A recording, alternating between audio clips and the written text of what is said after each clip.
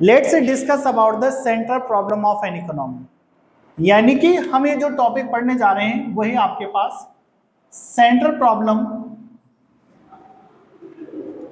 Of an economy.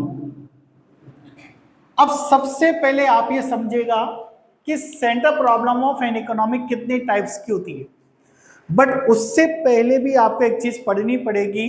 What are the reason for the central problems, यानी किसी भी economy के अंदर सेंटर प्रॉब्लम अराइज क्यों होती है, क्यों बनती है। What are the reason for the centre problems? Very good, limited resources, alternative uses of the resources. Very good, class 11 में पढ़ा है आपको। यस, और unlimited human wants. There are three reason for the central problem of an economy. किसी भी economy में central problem arise होने के पीछे तीन रीजन होते हैं। One is unlimited human wants, यानी कि ह्यूमन वांट्स अनलिमिटेड होती है, they are never ended. Human wants को कभी एंड नहीं किया जा सकता। क्यों? क्योंकि जैसे ही हमारी एक वांट सेटिस्फाई होती है, आफ्टर सम टाइम फिर नेक्स्ट वांट जनरेट हो जाती है। जैसे ही वो वांट सेटिस्फाई होती है, आफ्टर सम टाइम फिर नेक्स्ट वांट जनरेट हो जाती है। यानी कि ह्यूमन वांट्स कैसे होते हैं? अनलिमिटेड होती है। और इस रीजन से हमारी इकोनॉमी के अंदर सेंटर प्रॉब्लम अराइज होती है। यानी सेंटर प्रॉब्लम के सबसे पहले अगर हम रीजन की बात करें तो यहां पर तीन रीजन है सेंटर प्रॉब्लम के। One is unlimited human wants, इसका मतलब they are never ended. Human wants का बच्चों कभी भी एंड नहीं किया जा सकता। अच्छा, अनलिमिटेड ह्यूमन वांट्स चल जाती इकोनॉमी के अंदर, लेकिन कब? जब इन्हें पूरा करने के लिए रिसोर्सेज भी कैसे होते हैं? Unlimited. But this is not possible. दुनिया की किसी भी इकोनॉमी के अंदर, चाहे वो डेवलप्ड इकोनॉमी हो, चाहे वो डेवलपिंग इकोनॉमी हो, बैकवर्ड इकोनॉमी हो, हर इकोनॉमी के अंदर उसकी जरूरतों के हिसाब से जो रिसोर्सेज होते हैं कैसे होते हैं? लिमिटेड। क्या लिमिटेड रिसोर्सेज से अनलिमिटेड वांट्स को सेटिस्फाई किया जा सकता है? यस और नो? Very good. तो यहां पर सेकंड प्रॉब्लम क्या है हमारे पास? रिसोर्सेज आर लिमिटेड, और रिसोर्सेज आर लिमिटेड को स्कार्सिटी ऑफ रिसोर्सेज कहा जाता है। यानी रिसोर्सेज की आपके पास क्या है? कमी है। क्या लिमिटेड रिसोर्सेज से अनलिमिटेड वांट को सेटिस्फाई किया जा सकता है? यस और नो? नो। साथ ही साथ एक और प्रॉब्लम है हमारे पास। रिसोर्सेज लिमिटेड तो है ही सही, लेकिन इन रिसोर्सेज के कौन से यूज है? Alternative uses.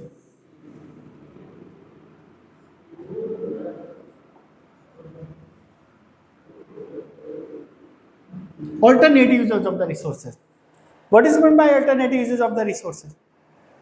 Alternative uses of the resources का मीनिंग थोड़ा सा एक एग्जांपल के साथ समझते हैं।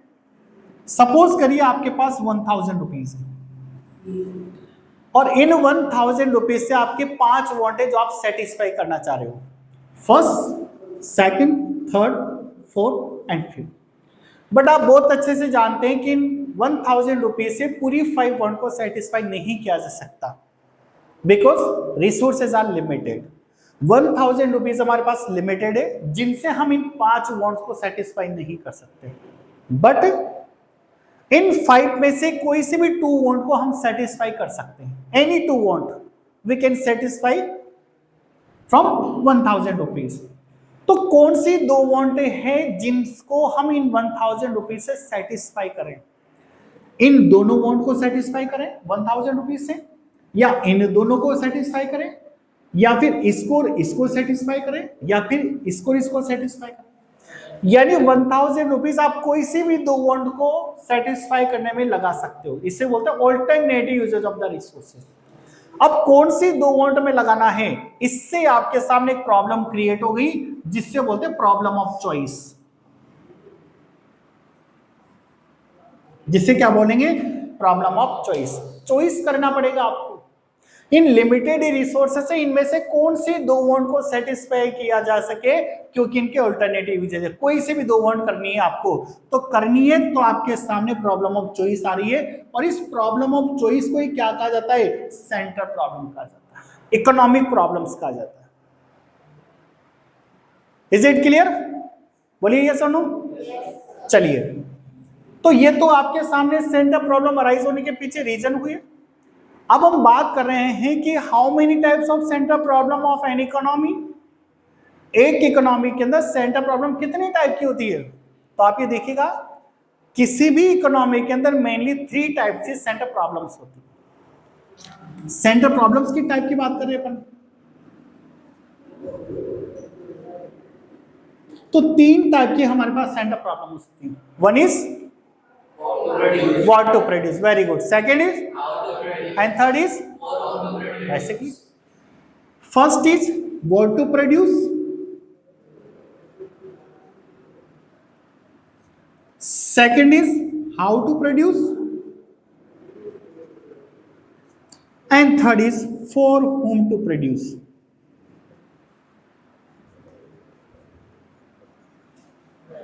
ये 3 तरीके की सेंटर प्रॉब्लम होती है। किसी भी हम जब कोई भी बिजनेस शुरू करते हैं, कोई भी बिजनेस स्टार्ट करना चाहते हैं, तो सबसे पहले हमारे माइंड में क्या आता है, क्या बिजनेस करें, यही आता है। कोई कपड़े का शोरूम खोलना है या कोई जनरल स्टोर की शॉप खोलनी है, क्या करना है, what to produce. This is a first economic problem, what to produce. And what to produce किससे रिलेटेड होती है, related selection of goods and services, यानी कौन सी गुड्स एंड सर्विसेज प्रोड्यूस की जाए, व्हाट टू प्रोड्यूस। यहां पर हमें डिसीजन लेना होगा कि हम कौन सी गुड्स एंड सर्विसेज प्रोड्यूस करना चाह रहे हैं। तो what to produce is related with the selection of goods and services.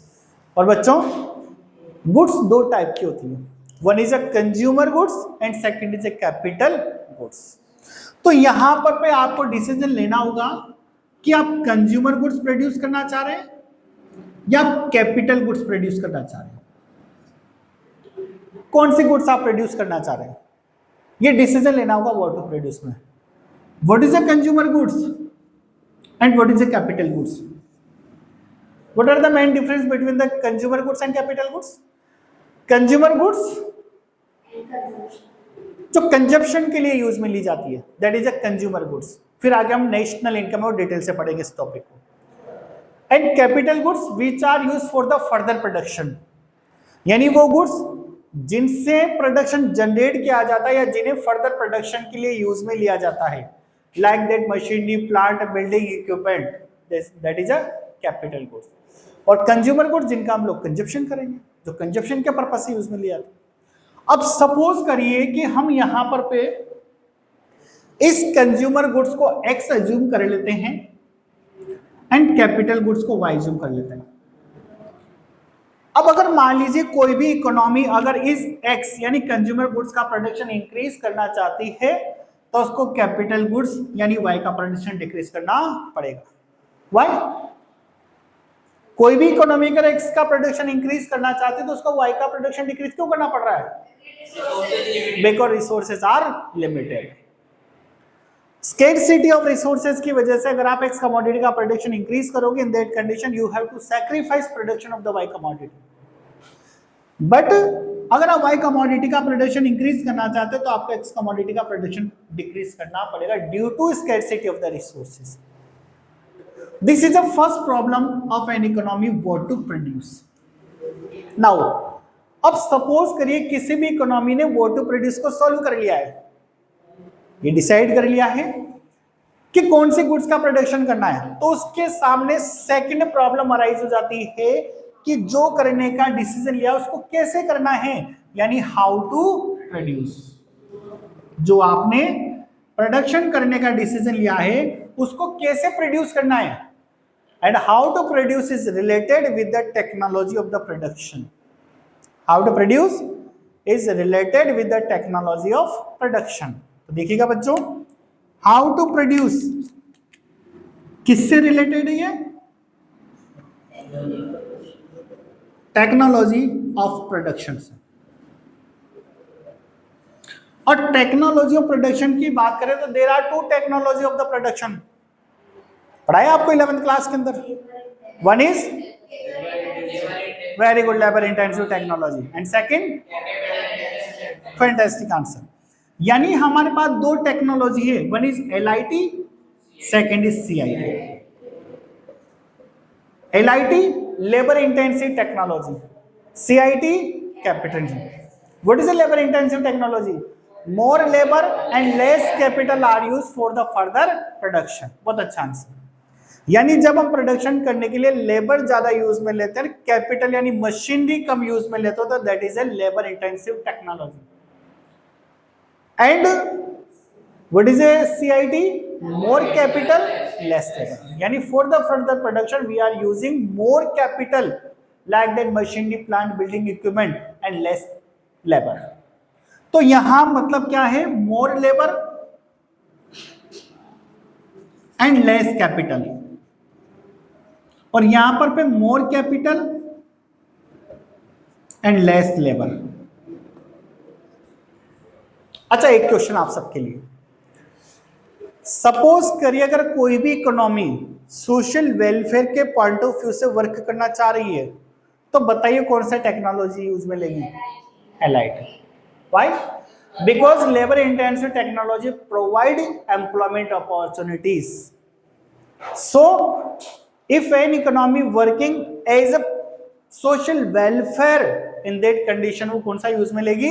labor intensive technology, because this technology produce more employment opportunities। Clear? अब सपोज करें किसी इकोनॉमी ने इसको भी सॉल्व कर लिया,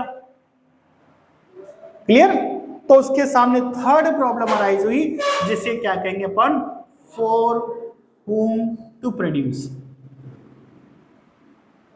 यानी जो प्रोडक्शन किया जा रहा है वो किसके लिए किया जा रहा है? It is related with the distribution of income. It is related with distribution of income. यानी प्रोडक्शन से जो आप इनकम जनरेट कर रहे हो या जो प्रोडक्शन जनरेट कर रहे हो उसको आप किस तरीके से डिस्ट्रीब्यूट करोगे। तो कहने का मतलब ये है कि फॉर होम टू प्रोड्यूस किससे रिलेटेड होती है? रिलेटेड डिस्ट्रीब्यूशन ऑफ इनकम,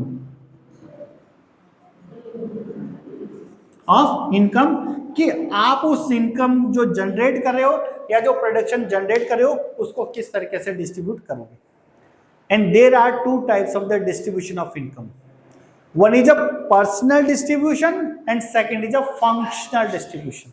यहां पर पे डिस्ट्रीब्यूशन दो टाइप का होता है, one is personal distribution and second is a functional distribution। This is more important, functional distribution। In case of personal distribution, personal distribution का मतलब होता है कि आपने जो इनकम या प्रोडक्शन जो जनरेट कर रहा है उसको अब पीपल के अंदर डिस्ट्रीब्यूट करना, डिस्ट्रीब्यूट अमंग द पीपल, लोगों के बीच में बांटना उस प्रोडक्शन को या उस इनकम के पार्ट को। But in the functional distribution, यानी कि आपने जो प्रोडक्शन करने के लिए फैक्टर्स ऑफ प्रोडक्शन यूज में लिए हैं, और फैक्टर्स ऑफ प्रोडक्शन आप जानते हो क्या क्या होता है? लैंड,